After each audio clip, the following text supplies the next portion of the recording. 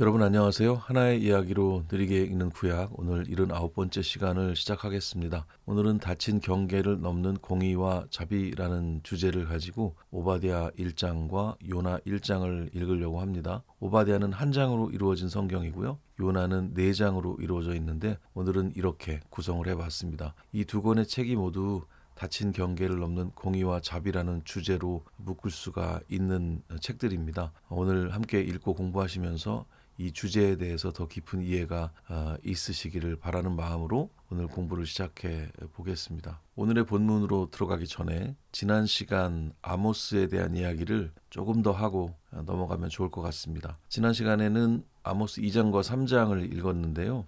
2장과 3장에는 그런 내용이 나왔었잖아요. 북이스라엘이 그 심판이 남 얘기인 줄 알고 관람 모드로 있다가 결국은 자기들이 그 심판의 주인공이라는 것을 뒤늦게 확인하게 되는 그런 상황을 우리가 보게 됐습니다. 그 상황적인 맥락이 너무 중요해 보여서 그 부분을 특별히 선택해서 읽었는데요. 아모스의 이런 맥락을 아주 요약적으로 잘 정리해주는 중요한 핵심 구절이 5장 18절과 19절에 있습니다. 그래서 많은 경우에 아모스는 이 5장으로 기억하시는 분들이 많기도 합니다. 그래서 그 부분을 짚고 넘어가는 게 좋을 것 같아서 이 부록으로 잠시 준비를 했습니다. 본문 말씀을 한번 읽어보면 좋겠는데요. 5장 18절 19절입니다. 화 있을진저 여호와의 날을 사모하는 자여 너희가 어찌하여 여호와의 날을 사모하느냐 그 날은 어둠이요 빛이 아니라 마치 사람이 사자를 피하다가 곰을 만나거나 혹은 집에 들어가서 손을 벽에 대었다가 뱀에 물림 같도다. 이 말씀이 아모스서에서 가장 유명한 말씀이라고 볼 수도 있을 것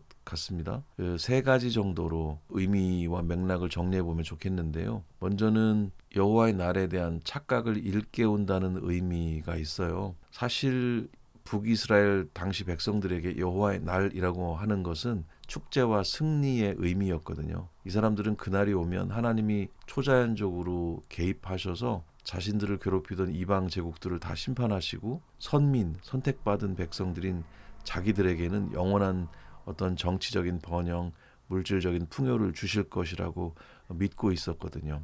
그러나 아모스 선지자는 그들이 사모하는 그날이 오히려 어둠이지 빛이 아니다 이렇게 선언을 하고 있는 겁니다. 하나님과 독점적인 사랑의 관계를 맺었다는 그 선민 세상을 자기들의 불의를 덮어주는 그 면죄부로 착각했던 백성들에게 여호와의 날이라고 하는 것은 이방 민족이 아니라 바로 너희들 이스라엘 자신들이 심판받는 날이 될 거라는 그런 청천벽력 같은 그런 선포라고 볼 수가 있는 거예요. 그리고 두 번째는 특권에 따르는 무거운 책임을 상기시킨다는 의미가 있습니다. 이 3장 2절 우리가 함께 읽었던 말씀처럼 내가 땅의 모든 족속 가운데 너희만을 알았다 이렇게 말씀하셨잖아요. 이 내용은 아무렇게나 살아도 무조건 구원해 주시겠다는 그런 보장의 의미라기보다는 하나님의 율법을 먼저 받은 백성으로서 더 높은 수준의 도덕적인 사회적 책임을 져야 한다는 그런 의미라고 볼 수 있거든요. 당시에 여로보암 2세 시대의 기득권층이 가난한 자들을 짓밟고 공의를 무너뜨리면서도 화려한 제사를 드리고 절기를 다 지키면서 여호와의 날에 복을 받을 거라고 확신을 했었어요. 아모스는 종교적인 행위와 삶의 윤리가 이렇게 분리되어 있었던 그런 종교적 위선을 고발하면서 공의를 잃어버린 백성들에게 하나님의 심판이 예외 없이 임할 거라고 하는 오히려 더 엄중하게 임할 거라고 하는 경고를 들려주고 있는 겁니다. 그리고 세 번째는 피할 수 없는 철저한 심판을 경고하는 의미가 있어요. 여기 19절에 그런 내용이 나오잖아요. 마치 사람이 사자를 피하다가 곰을 만나거나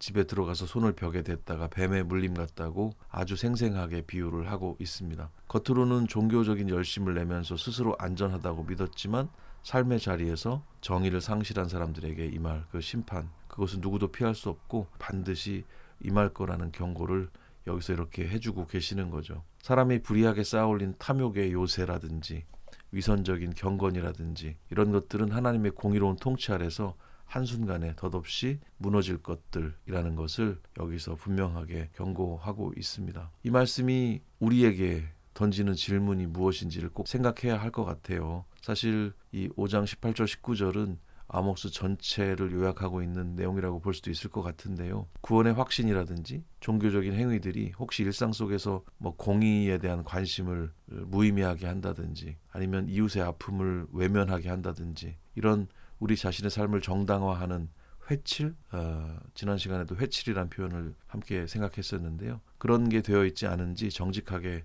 돌아봐야 한다는 겁니다. 참된 신앙이라고 하는 것은 교회 문을 나서는 순간부터 시작이 된다, 이렇게 이야기하는 게 옳고요. 우리가 사모해야 될 주님의 날은 삶의 자리에서 정의를 강물처럼 흘려보내는 그런 순종하는 삶이 있을 때 여기서 말하는 빛의 날이 될 거라고 생각을 하거든요. 우리가 부르는 찬양, 우리가 사모하는 하나님의 날, 우리가 기다리는 그 하나님의 나라, 이런 모든 개념들이 우리 삶의 자리와 연결되어 있다는 것을 꼭 기억하고, 그날이 어둠이 아니라 빛의 날이 될 수 있도록 삶의 자리를 돌아보고 하나님의 백성으로서 마땅히 살아야 할 그 모습들을 그리고 또 일상에서 실천해 나가는 우리들이 되었으면 좋겠습니다. 이렇게 아모스의 중요한 그 맥락을 다시 한번 기억하고 정리하면서 오늘의 내용으로 들어가 보도록 하겠습니다.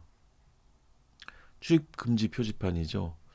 사람들은 제각각 저런 표지판들을 마음속에 가지고 산다는 생각을 해봅니다. 넘어오진 말아야 될 그런 경계들을 긋고 살아간다고 생각을 하는데요. 오늘 함께 읽을 오바댜 그리고 요나는 바로 그 견고한 경계선 앞에서 번민하고 고민하고 충돌하는 언약 백성들의 이야기라고 말할 수 있습니다. 예루살렘이 무너질 때 곁에서 비웃으면서 방관했던 에돔을 향한 오바댜의 고발, 그리고 당대 최고의 잔혹한 제국이었던 아수르의 수도 니느웨로 가라는 명령을 피해서 도망친 요나의 일종의 도주극이 펼쳐지거든요. 이 두 예언서가 고발하는 그 아픈 현실이 있습니다. 이 내용을 통해서 우리가 그어놓은 그 편협한 경계, 우리가 함부로 세워놓은 이런 출입 금지 표지들을 깨뜨리기를 원하시는 하나님의 공의와 자비의 마음을 우리 삶의 자리에서 한번 다시 새겨보는 시간이 되었으면 좋겠습니다.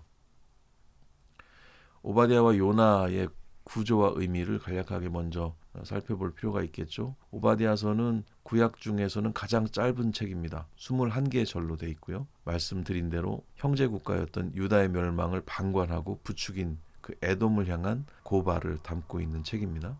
구조는 14절까지 그리고 21절까지 두 부분으로 나눠볼 수가 있겠는데요. 전반부는 에돔의 교만과 죄악을 고발하고 있고, 또 후반부에는 여호와의 날과 이스라엘의 회복을 이야기하고 있습니다. 전반부의 내용을 조금 더 본다면 천연 요새를 의지해서 교만해진 그 에돔의 파멸을 예언하고 있습니다. 특히 예루살렘이 침략당할 때 도망치는 형제를 대적에게 넘겨준 포악을 낱낱이 고발하고 있습니다. 후반부 내용을 조금 더 살펴본다면 에돔을 넘어서 온 세상을 향한 그 심판의 원리, 이것을 선포하는 내용이 여기에 나오고 있고요. 최종적으로 시온산을 중심으로 언약 백성이 영토를 회복하고 나라가 여호와께 속하게 될 것이라는 승리로 끝을 맺는 그런 내용이 되겠습니다. 핵심적인 의미를 짚어본다면 방관죄에 대한 경고라고 볼 수 있고요. 칼을 들고 직접 치지 않았더라도 방관이라고 하는 것이 하나님 보시기 얼마나 무서운 죄악인지를 고발하고 있는 내용이라고 볼 수가 있습니다. 본인이 직접 하지 않았더라도 그 죄악을 방관하는 것 자체가 죄라고 하는 거죠. 자신의 행위가 결국 자신에게로 돌아오는 역사의 부메랑을 바라보게 된다는 의미입니다. 동형보복이라는 표현도 있는데요. 자기가 해를 끼친 그대로 자기가 돌려받는다고 하는 그런 의미가 되겠습니다. 오바댜는 굉장히 짧은 책이지만 우리 삶의 자리를 돌아보게 하는 의미 있는 책이라고 말할 수 있겠어요. 그리고 요나서로 넘어갑니다. 요나서는 사실 선지자의 선포 내용보다는 이 선지자의 행동, 이 행로와 사건을 통해서 메시지를 전해주고 있는 독특한 풍자극이라고 볼 수가 있는데요. 당대 최고의 잔혹한 제국이었던 아수르의 수도 니느웨를 배경으로 합니다. 전체 구조는 이렇게 각 장의 의미를 살피면 되겠는데요. 1장은 요나의 도망과 바다의 폭풍의 내용입니다. 오늘 읽을 내용인데요. 니느웨로 가라고 하는 명령을 피해서 다시스로 도망을 치다가 폭풍을 만나게 되고 물고기 뱃속으로 추락하는 그 요나의 반역을 다루고 있습니다. 2장은 물고기 뱃속의 기도의 내용인데요. 절망의 그 시면 속에서 요나가 하나님의 주권적인 구원을 경험하면서 드리는 감사의 시가 여기 등장을 하고 있고, 3장은 니느웨의 회개의 내용을 다루고 있습니다. 이 내용이 사실 조금 놀랄만한 내용이기도 합니다. 다시 소명을 받은 요나가 마지못해서 심판을 선포를 하는데 왕부터 짐승까지 금식하면서 돌이키는 니느웨의 극적인 회개가 일어나는 장면을 볼 수가 있습니다. 그리고 마지막 4장은 요나의 불평 그리고 박농쿨의 교훈이 나오는 그런 부분입니다. 니느웨가 구원을 받게 되자 요나는 분노합니다. 그런데 이 분노는 우리가 공감할 만한 분노예요. 우리 백성에게는 너무나 원수 같은 그 백성이 그렇게 복을 받고 구원을 받는 모습을 보면서 행복해할 사람들이 과연 있을까 하는 생각도 들게 되거든요. 아무튼 이 요나에게 하나님께서 박농쿨을 통해서 교훈하시는데요. 좌우를 분별하지 못하는 이 큰 성읍의 영혼들을 내가 아끼는 것이 당연하지 아니하냐라고 하시면서 열린 질문으로 이 요나서의 문이 닫히게 되는데, 사실 요나에게 하시는 말씀이지만 비슷한 생각을 당연히 할 수밖에 없는 우리들에게 향한 그 말씀이라고 볼 수가 있겠습니다. 이 핵심적인 의미를 한 두 가지 정도로 짚어볼 수가 있는데, 민족주의적인 독점주의를 해체한다는 그런 의미가 있습니다. 구원과 자비를 이스라엘이라고 하는 울타리 안에만 가두려고 했던, 그 복을 자기들끼리만 나누려고 했던 그 요나의 편협한 경계, 이것을 깨뜨리시는 의미가 있습니다. 하나님께서는 온 우주와 열방의 하나님이시죠. 그 보편적인 자비의 하나님의 모습을 볼 수 있는 그런 의미를 찾아볼 수가 있고요. 그리고 두 번째 의미는 영적인 자매에 대한 풍자라고 볼 수가 있습니다. 하나님의 백성 또 예언자로서 요나는 사실상 하나님께 순종하지 않고 있고 또 도덕적인 마비에 빠져 있는 모습을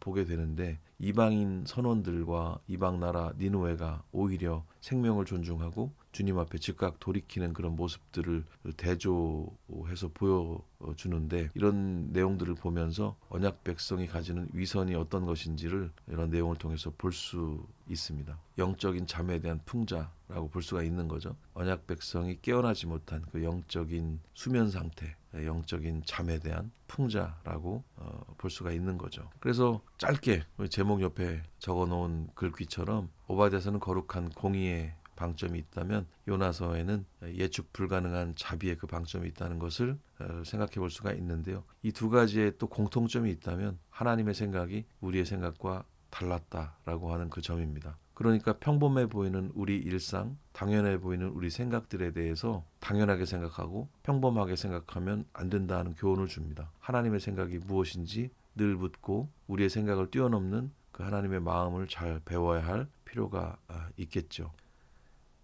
이제 오늘의 본문으로 들어가 보겠습니다. 오바댜서부터 시작합니다. 1장 1절에서 4절 말씀입니다. 오바댜의 묵시라. 주 여호와께서 에돔에 대하여 이와 같이 말씀하시니라. 우리가 여호와께로 말미암아 소식을 들었나니 그 사자가 나라들 가운데 보내심을 받고 이르기를 너희는 일어날지어다. 우리가 일어나서 그와 싸우자 하는 것이니라. 보라, 내가 너를 나라들 가운데 매우 작게 하였으므로 네가 크게 멸시를 받느니라. 너의 마음의 교만이 너를 속였도다. 바위 틈에 거주하며 높은 곳에 사는 자여, 네가 마음에 이르기를 누가 능히 나를 땅에 끌어내리겠느냐 하니, 네가 독수리처럼 높이 오르며 별 사이에 깃들일지라도 내가 거기에서 너를 끌어내리리라. 여호와의 말씀이니라. 1절에서 4절 내용은 유다의 형제 나라이자 이웃이었던 그 에돔을 향한 심판입니다. 하나님은 주변의 나라들에게 사절을 보내셔서 에돔을 치기 위한 전쟁을 준비시키십니다. 3절을 보면은 에돔은 거친 산악지대와 천연 요새라고 할 수 있는 바위 틈에 거주하면서 스스로 아무도 자신을 땅에 끌어내리지 못할 것이라고 하면서 아주 교만해져 있는 것을 보게 되는데요. 그러나 주님께서는 독수리처럼 높이 오르고 별 사이에 깃들일지라도 반드시 끌어내리겠다고 선언을 하고 계십니다. 여기서 교만은 자돈이라고 적혀 있는데, 이 내용은 자신의 안전망을 과신하면서 창조주의 주권을 무시하는 그 영적인 맹목성을 뜻한다고 볼 수가 있어요. 겉보기에는 절대로 무너지지 않을 것 같은 그런 군사적인 지리적인 요새가 하나님의 능력 앞에서 얼마나 덧없는 것인지 첫 단락부터 확실하게 말씀을 해주고 있습니다. 5절에서 9절 말씀입니다. 혹시 도둑이 내게 이르렀으며 강도가 밤중에 네게 이르렀을지라도 만족할 만큼 훔치면 그치지 아니하였겠느냐? 혹시 포도를 따는 자가 내게 이르렀을지라도 그것을 얼마쯤 남기지 아니하였겠느냐? 네가 어찌 그리 망하였는고? 에서가 어찌 그리 수탈되었으며 그 감춘 보물이 어찌 그리 빼앗겼는고? 너와 약조한 모든 자들이 다 너를 쫓아 변경에 이르게 하며 너와 화목하던 자들이 너를 속여 이기며 내 먹을 것을 먹는 자들이 내 아래에 함정을 파니 내 마음에 지각이 없음이로다. 여호와의 말씀이니라. 그날에 내가 에돔에서 지혜 있는 자를 멸하며 에서의 산에서 지각 있는 자를 멸하지 아니하겠느냐. 드마나 내 용사들이 놀랄 것이라. 이로 말미암아 에서의 산에 있는 사람은 다 죽임을 당하여 멸절되리라. 5절에서 9절은 에돔이 마주할 심판이 어설픈 타격이 아니고 완벽한 파멸이 될 거라는 사실을 말하고 있습니다. 도둑이나 포도를 거두는 자도 얼마간은 남겨두기 마련인데 에돔은 숨겨진 보물까지 샅샅이 약탈당하게 될 거라고 이야기합니다. 특히 7절이 아주 뼈아프죠. 에돔이 평소에 신뢰하고 동맹을 맺었던 주변 국가들이 오히려 에돔을 속이고 국경 밖으로 쫓아내고 함께 음식을 먹던 자들이 발밑에 덫을 놓을 것이라고 경고를 하고 있습니다. 약자를 외면하고 강자의 편에 서서 맺었던 그 세속적인 동맹과 인간적인 계산들이 결국은 심판의 날에 자기들을 무너뜨리는 부메랑이 돼서 돌아온다는 그런 역사적인 인과관계를 여기서 잘 보여주고 있습니다. 10절에서 14절 말씀입니다. 네가 네 형제 야곱에게 행한 포악으로 말미암아 부끄러움을 당하고 영원히 멸절되리라. 네가 멀리 섰던 날 곧 이방인이 그의 재물을 빼앗아 가며 외국인이 그의 성문에 들어가서 예루살렘을 얻기 위하여 제비 뽑던 날에 너도 그들 중 한 사람 같았느니라. 네가 형제의 날 곧 그 재앙의 날에 방관할 것이 아니며 유다 자손이 패망하는 날에 기뻐할 것이 아니며 그 고난의 날에 네가 입을 크게 벌릴 것이 아니며 내 백성이 환난을 당하는 날에 네가 그 성문에 들어가지 않을 것이며 환난을 당하는 날에 네가 그 고난을 방관하지 않을 것이며 환난을 당하는 날에 네가 그 재물에 손을 대지 않을 것이며 내 거리에 서서 그 도망하는 자를 막지 않을 것이며 고난의 날에 그 남은 자를 원수에게 넘기지 않을 것이니라. 예, 이 단락에서는 에돔이 심판을 받아야만 되는 구체적이고 결정적인 그런 이유를 밝히고 있죠. 11절과 12절을 요약을 하면 예루살렘이 이방인들에게 침략을 당하고 제비 뽑히던 그 고난의 날에 에돔은 멀리 서서 구경을 했고 또 기뻐했고 또 심지어 입을 크게 벌려서 비웃기까지 했다는 겁니다. 더 나아가서 14절에서는 도망치는 유다의 남은 자들을 길목에서 가로막고 대적의 손에 넘겨주기까지 했다는 거예요. 그 고통당하던 이웃과 형제의 비극을 나의 이익을 챙기는 그런 기회로 삼거나 방관하는 태도가 하나님 보시기에 얼마나 무서운 죄악인지를 엄중하게 고발하고 있는 그런 대목이라고 할 수 있습니다. 15절과 16절입니다. 여호와께서 만국을 벌할 날이 가까웠나니 내가 행한 대로 너도 받을 것인즉 네가 행한 것이 네 머리로 돌아갈 것이라. 너희가 내 성산에서 마신 것 같이 만국인이 항상 마시리니 곧 마시고 삼켜서 본래 없던 것 같이 되리라. 예, 에돔에 대한 고발을 넘어서 심판의 범위가 확산되는 그런 문맥이라고 할 수 있어요. 15절에 보면은 예언서의 핵심 주제라고 할 수 있는 여호와의 날이 여기 등장을 하죠. 만국을 벌할 여호와의 날이 가까웠는데 심판의 그 원칙은 단순합니다. 네가 행한 대로 너도 받을 것인즉 네가 행한 것이 네 머리로 돌아갈 것이라. 이것이죠. 유다 백성들이 하나님의 성산에서 고난의 쓴 잔을 마셨던 것처럼 이제는 열방이 그 심판의 잔을 끊임없이 마시고 또 마셔서 마침내 없던 것 같이 될 것이다. 이런 말씀을 하고 있습니다. 타인에게 고통을 가했던 그런 구조적인 악 그리고 포악이라고 하는 것은 그냥 묻히지 않는다. 하나님의 공의의 심판으로 자신들이 행한 일들을 그대로 되돌려 받게 된다는 엄중한 선언이라고 말할 수 있습니다. 17절, 18절 읽겠습니다. 오직 시온산에서 피할 자가 있으리니 그 산이 거룩할 것이요 야곱 족속은 자기 기업을 누릴 것이며 야곱 족속은 불이 될 것이며 요셉 족속은 불꽃이 될 것이요 에서 족속은 지푸라기가 될 것이라. 그들이 그들 위에 붙어서 그들을 불살할 것인즉 에서 족속에 남은 자가 없으리니 여호와께서 말씀하셨습니다. 예, 절망적인 심판의 한복판에서 언약 백성들에게 주어지는 회복과 반전을 여기서 이야기하고 있죠. 오직 시온산에서 피할 자가 있을 것이다. 그곳이 거룩할 것이고 야곱 족속은 자기 기업을 다시 누리게 될 거라고 말씀하고 있습니다. 여기 문학적인 비유도 등장하죠. 야곱 족속은 불이 되고 요셉 족속은 불꽃이 되겠지만 에서 족속은 지피 되어서 다 불살라질 거라고 이야기하고 있는 겁니다. 지피 불꽃을 견딜 수 없는 것처럼 에돔의 그 거짓된 번영은 하나님의 심판의 불길 앞에 아무것도 남지 않게 될 거라고 말씀하고 있습니다. 세상의 권세가 아무리 거대해 보여도 결국 승리는 하나님의 언약 안에 머무는 사람들에게 돌아온다는 그런 소망을 여기서 발견할 수 있습니다.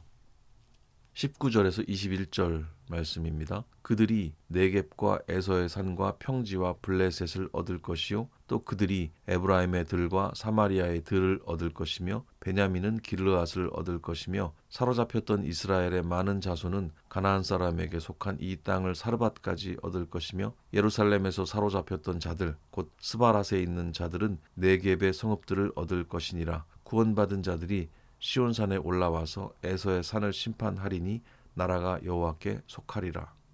네, 회복된 백성들이 누릴 그 영토의 경계가 사방으로 확장되는 내용으로 오바댜서가 마무리됩니다. 남방과 평지, 에브라임과 사마리아의 들판, 그리고 베냐민과 길르앗에 이르기까지 그 잃어버렸던 모든 영토가 회복이 됩니다. 마지막 절에서는 구원받은 자들이 시온산에 올라와서 에서의 산을 심판할 것이고 결론적으로 나라가 여호와께 속하리라 이렇게 선포를 하고 있어요. 여기서 구원받은 자들은 모시아임이라고 적혀 있는데 단순히 목숨만 간신히 건진 그런 모습이 아니고 하나님의 공의로운 통치를 대행하는 승리자들을 의미합니다. 역사의 주인이 제국들이 아니라 오직 하나님 한 분뿐이시다라는 것이 최종적으로 보여지는 그런 결론이 되겠습니다. 이제 요나의 이야기로 넘어갑니다. 1장 1에서 3절 여호와의 말씀이 아미떼의 아들 요나에게 임하니라. 이르시되 너는 일어나 저 큰 성읍 니느웨로 가서 그것을 향하여 외치라. 그 악독이 내 앞에 상달되었음이니라 하시니라. 그러나 요나가 여호와의 얼굴을 피하려고 일어나 다시스로 도망하려 하여 요바로 내려갔더니 마침 다시스로 가는 배를 만난지라. 여호와의 얼굴을 피하여 그들과 함께 다시스로 가려고 배삭을 주고 배에 올랐더라. 이제 요나서 1장으로 넘어오면 오바댜의 그 민족주의적인 구원관을 강하게 뒤흔드는 또 다른 차원의 스토리가 시작이 됩니다. 1절에서 3절 보면 아미떼의 아들 요나에게 임한 하나님의 파격적인 명령 그리고 요나의 불순종을 다뤄요. 하나님은 이스라엘을 잔인하게 압제하던 그 아수르의 수도 니느웨로 가서 그들의 악독이 주님 앞에 상달됐다 이렇게 외치라고 명령을 하세요. 그런데 요나는 여호와의 얼굴을 피하려고 일어나서 요바로 내려가서 마침 스페인 방향인 그 다시스로 가는 배를 만나서 배삭을 주고 배에 오릅니다. 여기서 내려갔다는 단어는 야라드라고 적혀 있는데 이 야라드는 하강한다라고 하는 그런 의미를 가지거든요. 그러니까 지리적으로만 내려간 게 아니고 하나님의 낯을 피해서 자신의 영적인 중심 또 소명으로부터 추락하기 시작했다, 하강하기 시작했다라고 하는 것을 이 단어를 통해서도 보여주고 있다 말할 수 있습니다. 4절에서 6절 말씀입니다. 여호와께서 큰 바람을 바다 위에 내리심에 바다 가운데 큰 폭풍이 일어나 배가 거의 깨지게 된지라. 사공들이 두려워하여 각각 자기의 신을 부르고 또 배를 가볍게 하려고 그 가운데 물건들을 바다에 던지니라. 그러나 요나는 배 밑층에 내려가서 누워 깊이 잠이 든지라. 선장이 그에게 가서 이르되 자는 자여 어찌함이냐. 일어나서 네 하나님께 구하라. 혹시 하나님이 우리를 생각하사 망하지 아니하게 하시리라 하니라. 하나님의 낯을 피할 수 있다고 착각한 인간의 오만을 깨뜨리는 내용이라고 볼 수 있을 것 같아요. 여호와께서 바다 위에 큰 바람을 내리셨고 바다 가운데 폭풍이 일어나서 배가 거의 깨지게 되었다고 기록을 하고 있습니다. 이 풍랑의 위기 속에서 이방인 사공들이 그 두려움 속에서 각자 자기 신의 이름을 불렀다 이렇게 기록하고 있는데 기도를 했다고 볼 수 있겠죠. 그리고 배를 가볍게 하려고 물건들을 바다에 던졌다 기록을 합니다. 그런데 이 재앙의 원인 제공자였던 그 요나는 배 밑층에 내려가서 깊이 잠이 들어 있었다고 기록하고 있죠. 선장이 요나를 찾아내서 일어나서 네 하나님께 구해라. 혹시 하나님께서 도와주시지 않겠느냐. 뭐 이렇게 다그치는 내용이 적혀 있죠. 그 예언자는 깊은 영적 마비에 빠져 있는데 도리어 이방인 선장이 선지자를 향해서 기도하라고 깨우치는 이 역설적인 장면을 우리가 보게 되는데요. 이 장면이 주는 역설 때문에 재미있어 하기 이전에 우리들 삶의 자리는 얼마나 다른가 돌아볼 필요가 있겠죠. 7절에서 9절입니다. 그들이 서로 이르되 자 우리가 제비를 뽑아 이 재앙이 누구로 말미암아 우리에게 임하였나 알아보자 하고 그 제비를 뽑으니 제비가 요나에게 뽑힌지라. 우리가 그에게 이르되 청하건대 이 재앙이 누구 때문에 우리에게 임하였는가 말하라. 네 생업이 무엇이며 네가 어디서 왔으며 네 나라가 어디며 어느 민족에 속하였느냐 하니 그가 대답하되 나는 히브리 사람이요 바다와 육지를 지으신 하늘의 하나님 여호와를 경외하는 자로라 하고. 선원들이 이 초자연적인 폭풍의 원인을 찾기 위해서 제비를 뽑죠. 마침내 요나가 지목이 되는 이 긴박한 과정을 그리고 있습니다. 무리가 제비를 뽑으니까 정확하게 요나가 뽑혔어요. 선원들이 요나에게 네가 누구냐, 네 생업이 뭐고 어디서 왔고 네 민족은 누구냐고 추궁을 하죠. 9절에서 요나가 자기 정체를 고백을 합니다. 나는 히브리 사람이고 바다와 육지를 지신 하늘의 하나님 여호와를 경외하는 자다, 이렇게 말을 하고 있습니다. 그런데 이 고백이 굉장히 모순적입니다. 온 우주와 바다를 지으신 창조주를 경외한다고 말하면서도 정작 그 바다 위에 배를 띄워서 그분의 낯을 피할 수 있다고 믿었던 그 요나의 비틀어진 마음, 이중성, 이런 것들을 고스란히 드러내는 대목이라고 볼 수가 있죠. 이제 10절에서 12절입니다. 자기가 여호와의 얼굴을 피함인 줄을 그들에게 말하였으므로 무리가 알고 심히 두려워하여 이르되 네가 어찌하여 그렇게 행하였느냐 하니라. 바다가 점점 흉용한지라. 무리가 그에게 이르되 우리가 너를 어떻게 하여야 바다가 우리를 위하여 잔잔하겠느냐 하니 그가 대답하되 나를 들어 바다에 던지라. 그리하면 바다가 너희를 위하여 잔잔하리라. 너희가 이 큰 폭풍을 만난 것이 나 때문인 줄을 내가 아노라 하니라. 요나가 하나님의 명령을 어기고 도망 중이라는 사실을 알게 된 선원들의 경악, 그리고 요나가 내놓은 충격적인 해결책을 여기서 얘기하고 있습니다. 자기가 도망치고 있다는 것을 밝히니까 선원들이 왜 그렇게 행했느냐라고 책망을 하죠. 풍랑은 점점 거세지고 이 사람들은 이 바다를 잔잔하게 하려면 어떻게 해야 될지 요나에게 묻고 있습니다. 12절에서 요나가 나를 들어서 바다에 던지라, 이렇게 얘기를 합니다. 그러면 바다가 잔잔할 것이다. 너희가 이 큰 폭풍을 만난 것이 나 때문인 줄을 내가 안다, 이렇게 얘기를 하고 있어요. 이 제안을 어떻게 읽을 수 있을까요? 거룩한 희생정신으로 읽을 수 있을까요? 아니면 내가 바다에 빠져 죽더라도 원수의 나라 니느웨에는 절대 가지 않겠다, 이런 제안이었을까요? 많은 분들이 이것을 희생정신으로 보기보다는 하나님의 명령을 피하려는 태도가 더 짙게 나타나는 장면으로 해석을 하고 있습니다. 어쩌면 선원들이 다 죽게 되어 있으니까 이 선원들을 살리면서 모든 상황을 정리를 해버리고 싶은 그런 자포자기의 상황, 이런 것이 아닐까 하는 생각도 해보게 되고요. 13절과 14절입니다. 그러나 그 사람들이 힘써 노를 저어 배를 육지로 돌리고자 하다가 바다가 그들을 향하여 점점 더 흉용하므로 능히 못한지라. 우리가 여호와께 부르짖어 이르되 여호와여 구하고 구하오니 이 사람의 생명 때문에 우리를 멸망시키지 마옵소서. 무죄한 피를 우리에게 돌리지 마옵소서. 주 여호와께서는 주의 뜻대로 행하심이니이다 하고. 이 부분은 하나님의 백성인 요나 그리고 이방인 선원들의 도덕적인 태도를 아주 극적으로 대조해 보여주고 있는 장면입니다. 선원들은 요나의 말대로 그를 그냥 바다에 던져버리면 될 텐데 그러질 않아요. 어떻게 해서든지 인간의 생명을 구해보려고 힘써 노를 저어서 배를 육지로 돌리려고 애를 쓰고 있습니다. 바다는 더 거칠어지고 결국 한계에 부딪혀요. 14절에서 이 사람들은 마침내 요나의 하나님 여호와께 부르짖어 기도를 합니다. 여호와여 구하고 구하오니 이 사람의 생명 때문에 우리를 멸망시키지 마옵소서. 무죄한 피를 우리에게 돌리지 마옵소서. 주 여호와께서는 주의 뜻대로 행하심이니이다. 이렇게 기도를 합니다. 이방 사공들이 오히려 생명의 존엄함을 알고 하나님의 주권적인 뜻을 고백하고 이렇게 기도를 하고 있어요. 이 모습은 니느웨 영혼들이 죽든 말든 상관없다면서 도망치고 있는 이 요나의 다친 마음을 부끄럽게 만드는 그런 내용이라고 볼 수가 있어요. 오늘 마지막 단락인데요. 15절에서 17절 말씀입니다. 요나를 들어 바다에 던짐에 바다가 뛰노는 것이 곧 그친지라. 그 사람들이 여호와를 크게 두려워하여 여호와께 제물을 드리고 서원을 하였더라. 여호와께서 이미 큰 물고기를 예비하사 요나를 삼키게 하셨으므로 요나가 밤낮 3일을 물고기 뱃속에 있으니라. 이 마지막 단락은 요나가 바다에 던져지는 순간 일어난 그런 이적들, 그리고 이 상황으로 인해서 이방인들이 하나님께 나아오는 장면들을 보여줍니다. 무리가 요나를 바다에 던지자마자 날뛰던 바다가 거짓말처럼 잔잔해졌습니다. 이 초자연적인 광경을 목격한 선원들이 16절 말씀처럼 여호와를 크게 두려워하면서 제물을 드리고 서원을 구체적으로 했다고 적혀 있어요. 정작 예언자인 요나는 불순종으로 추락했는데 배 위에 있었던 이방인들은 참된 경외를 배우게 되었습니다. 17절에 보면 여호와께서는 이미 큰 물고기를 예비하셨고 요나를 삼키게 하셨고 또 요나는 밤낮 3일을 물고기 뱃속에서 보내게 되었다, 이렇게 기록을 하고 있죠. 여기서 예비하셨다는 만나라고 적혀 있는데 요나를 죽이려고 하는 징벌이 아니라 요나의 도망을 멈춰 세우시고 이 세상을 향한 주님의 큰 사랑을 가르치시려고 하는 하나님의 주권적인 보호 또 새로운 기회가 시작된다는 것을 보여주고 있는 내용입니다.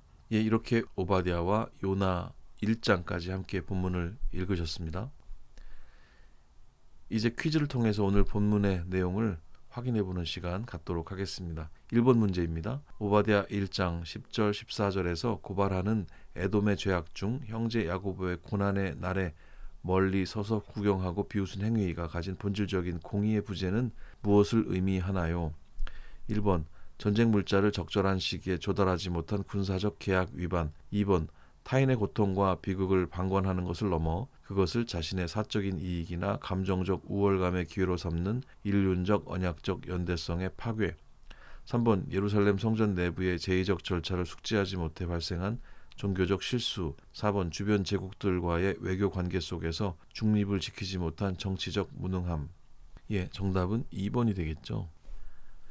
타인의 고통과 비극을 방관하는 것을 넘어서 자신의 사적인 이익이나 감정적 우월감의 기회로 삼는 연대성의 파괴, 이런 것들을 생각해 볼 수 있는 그런 내용이었습니다. 여기에 대해서 하나님께서 심판하시는 그런 내용을 우리가 오바댜를 통해서 함께 읽을 수 있었습니다.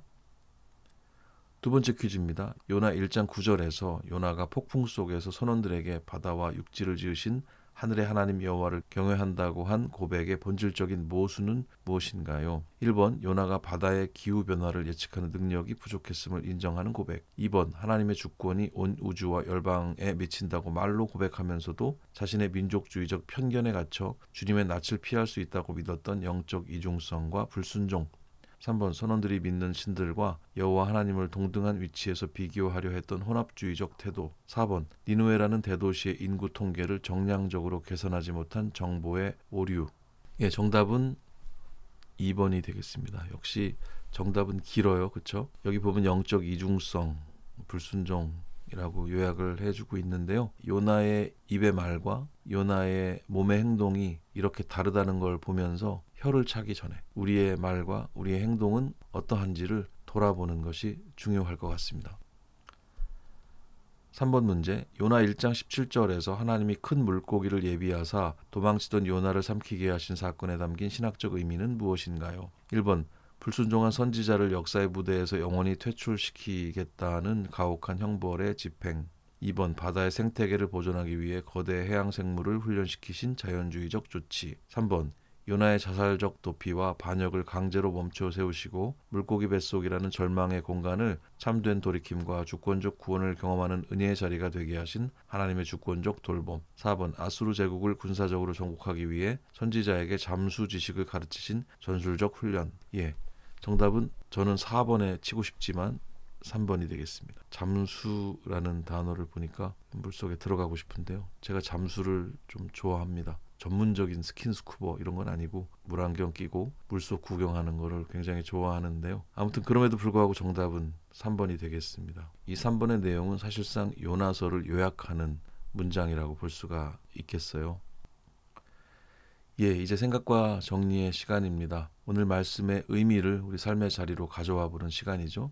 질문 앞에 서보고 또 우리의 삶을 돌아보면서 다짐해보는 시간이 되겠습니다. 첫 번째 질문입니다. 이웃이나 주변의 지체들이 고난을 겪을 때 혹시 내 일이 아니라는 이유로 멀리 서서 방관하거나 은근한 우월감을 누리고 있지는 않나요? 예, 에돔은 예루살렘이 무너질 때 칼을 들고 직접 치지 않았을지라도 그저 멀리 서서 형제의 고통을 구경하고 비웃었다는 이유만으로 하나님의 엄중한 심판대 앞에 서게 되었습니다. 타인의 아픔에 무감각해지거나 누군가의 낙오를 나의 안도감으로 삼는 이 방관의 죄를 멈춰야 합니다.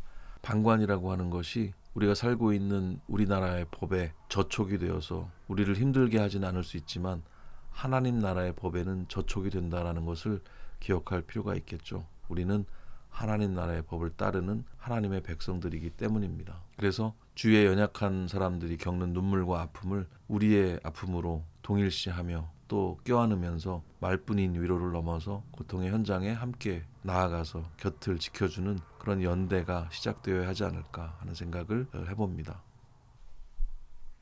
네, 두 번째 질문을 던져봅니다. 내가 그어놓은 도덕적, 종교적 경계선 때문에 하나님의 구원과 자비가 흘러가야 할 통로를 내 스스로 막고 있지는 않나요? 라는 질문입니다. 요나는 원수의 나라 니느웨에는 하나님의 자비가 임해서는 안 된다는 그런 확고한 자기 기준이 있었고, 그래서 소명을 버리고 다시스로 도망을 쳤습니다. 우리 역시 저 사람은 상종 못할 사람이야, 저 공동체는 절대 변하지 않아 라고 하면서 하나님의 자비의 한계를 내 마음대로 결정하고 있지는 않은지 돌아봤으면 합니다. 주님의 사랑은 우리의 편견이나 경계를 넘습니다. 내 마음에 들지 않는 이웃이라고 할지라도 주님의 눈으로 바라보고 내 안에 완고한 경계를 허물고 또 보편적인 자비를 품어내는 그런 삶의 태도를 가져야 하겠습니다. 왜냐하면 그것이 하나님의 사랑을 아는 사람의 태도이기 때문이에요.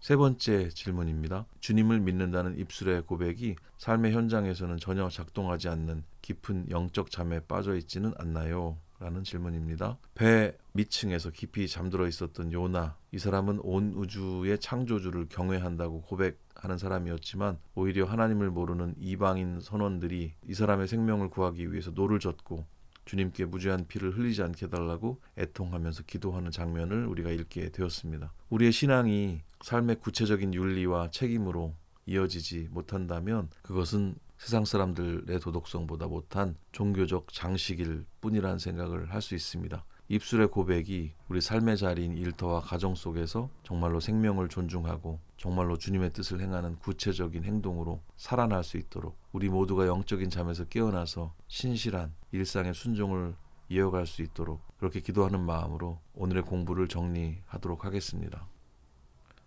하나의 이야기로 느리게 읽는 구약 79번째 시간이었습니다. 닫힌 경계를 넘는 공의와 자비라는 제목을 가지고 오바댜 1장, 요나 1장을 함께 읽고 생각을 했습니다. 닫힌 경계, 우리가 갖고 있는 닫힌 경계가 무엇인지 생각해보고 또 하나님께서 보여주셨던 공의와 또 자비를 함께 충분히 생각해 볼 수 있는 오늘 본문이었던 것 같습니다. 다음 시간 80강에서는 요나 3장과 4장으로 이어가겠습니다. 오늘도 함께 읽고 생각하는 시간 갖게 돼서 참 좋았습니다. 너무 수고 많으셨고요. 다음 시간에 다시 뵙겠습니다.